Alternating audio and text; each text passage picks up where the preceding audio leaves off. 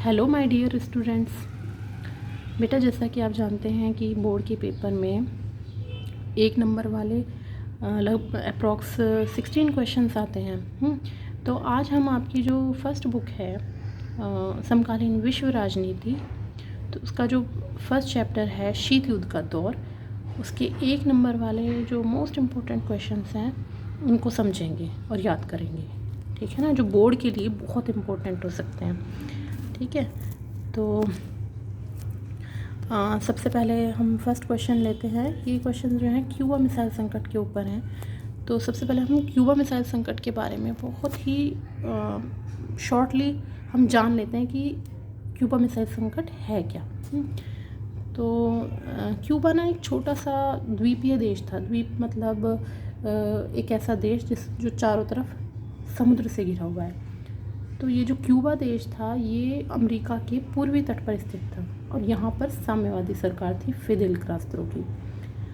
अब सोवियत संघ के नेताओं को लगता था, जैसे कि ये निकिता क्रुश्चेव जो हैं सोवियत संघ के नेता थे, तो इनको लगता था कि यहाँ की सरकार को का तख्ता पलट जो है वो अमेरिका कर सकता है, क्योंकि यहाँ पर साम्यवादी सरकार है और अमेरिका पूंजीवाद फैलाना चाहता है तो यहाँ का तख्ता पलट कर देगा। इसलिए सोवियत संघ के नेताओं ने यहाँ पर अपना सैन्य अड्डा बनाने का निश्चय किया और यहाँ पर अपनी मिसाइलें तैनात कर ली।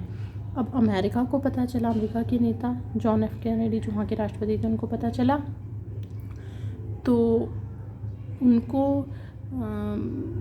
वो परमाणु युद्ध तो नहीं चाहते थे, लेकिन वे ये भी नहीं चाहते थे कि यहाँ पर मिसाइल हो। तो उन्होंने जो है अपने जंगी जहाज़ जो थे वो छोड़े कि भाई इनके सोवियत संघ के जहाज़ों को रोका जाए क्यूबा आने से। तो इस बात को सोवियत संघ यानी कि सोवियत संघ की साम्यवादी सरकार ने भी बड़े गंभीरता से लिया, क्योंकि परमाणु युद्ध तो वे भी नहीं चाहते थे और अपनी मिसाइलें हटा ली। तो ये जो टाइम था ना, ये शीत युद्ध के दौर का बहुत ही इम्पोर्टेंट टाइम था और चरम बिंदु था, क्योंकि उस समय विश्व को लगने लगा था कि बस अब युद्ध तो होने ही वाला है। तो ये जो है बिल्कुल ऐसा टाइम था जब विश्व जो है वो पूरी तरह से डर गया था। तो ये चरम बिंदु कहा जाता है और ये घटना बहुत इम्पोर्टेंट है। तो इसमें से आपके 3 मोस्ट इम्पोर्टेंट क्वेश्चंस बनते हैं, जैसे कि क्यूबा मिसाइल संकट के दौरान सोवियत संघ के नेता कौन थे। तो आज जैसा कि मैंने आपको उसमें बताया, मैंने आपको क्यूबा मिसाइल संकट के बारे में बताया, उसमें अभी आपने सुन लिया होगा। इसका आंसर है निकिता क्रुश्चेव। तो बेटा, बहुत से बच्चे तो आसानी से याद कर लेते हैं, बहुत से नहीं याद कर पाते हैं। तो कुछ चीज़ों की हेल्प से हम जो है कुछ तरीक़ों की हेल्प से हम इसको याद कर सकते हैं। जैसे कि सोवियत संघ जो है ना, वो उसमें रूस शामिल है और रूस के जो नाम होते हैं ना उनमें ज़्यादातर पीछे ये लगा होता है चेव या फिर वह ज़रूर लगा रहता है, उनके जो सर नेम होते हैं। तो हम इस चीज़ से याद रख सकते हैं, निकिता क्रुश्चेव जो हैं वो सोवियत संघ के नेता थे। और उन्होंने खुशी खुशी और चाव से अमेरिका के जो राष्ट्रपति थे उन्होंने जो संदेश उन्हें देना चाहा सोवियत संघ को कि भाई अपनी मिसाइलें हटा लो, परमाणु युद्ध नहीं चाहते हैं हम, लेकिन मिसाइलें हटा लो, उस चीज़ को मान लिया खुशी खुशी और चाव से, है ना। और इस चरम बिंदु का यहीं जो है ख़ात्मा हो गया। तो ऐसे आप याद कर सकते हैं। अब हम बात करते हैं क्यूबा मिसाइल संकट के दौरान अमेरिकी राष्ट्रपति कौन थे। ये क्वेश्चन भी बहुत बच्चों के लिए बहुत आसान है, लेकिन जो बच्चे नहीं याद कर पाते हैं उनके लिए हम थोड़ा सा देख लेते हैं।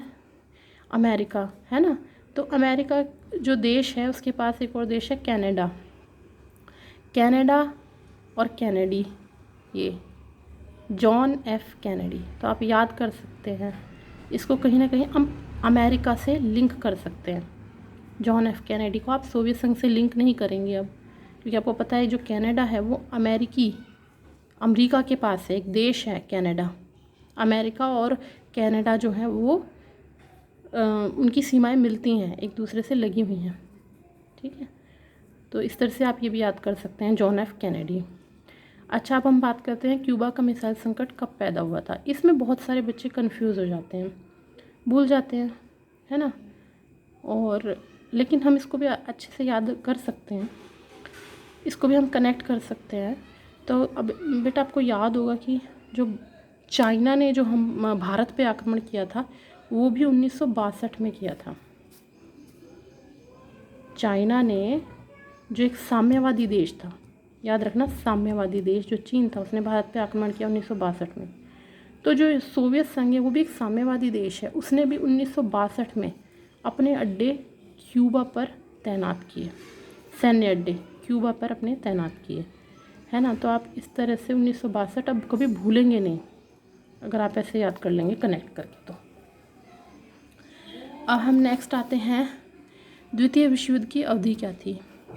तो द्वितीय विश्व युद्ध की अवधि जो है वो 1939 से 1945, इसको भी हम कनेक्ट करके याद कर सकते हैं। वही टाइम था जब हिरोशिमा और नागासाकी पर बम गिराया गया। तो आप इसको इस तरह से कनेक्ट कर सकते हैं कि ये जो 1945 में हिरोशिमा और नागासाकी पर बम गिराया गया, ये इसका अंतिम वर्ष था। और ये लगभग जो है आपका 6-7 साल चला, तो 1939 से 1945। ठीक है। नेक्स्ट क्वेश्चन है आपका, अमेरिका ने कब हिरोशिमा व नागासाकी पर परमाणु बम गिराए। तो इसका आंसर वैसे तो बहुत सारे, क्योंकि ये बहुत ही ज़्यादा कॉमन क्वेश्चन है और बहुत सारे बच्चों को याद भी होगा बहुत अच्छे से, है ना। लेकिन फिर भी इसको और अच्छे से याद करने के लिए कि आप कंफ्यूज ना हो जाए या भूलो ना, तो आपको याद रखना पड़ेगा कि ये अमेरिका ने हिरोशिमा और नागासाकी पर जो परमाणु बम गिराए वो अगस्त 1945 में गिराए, और तभी 1945 में द्वितीय विश्व युद्ध का अंत हुआ, क्योंकि इसी घटना से द्वितीय विश्व युद्ध का अंत हुआ था। और आप इसको ऐसे याद कर सकते हो कि जब भारत आज़ाद हुआ, कब आज़ाद हुआ था भारत? अगस्त 1947 में, 47 में।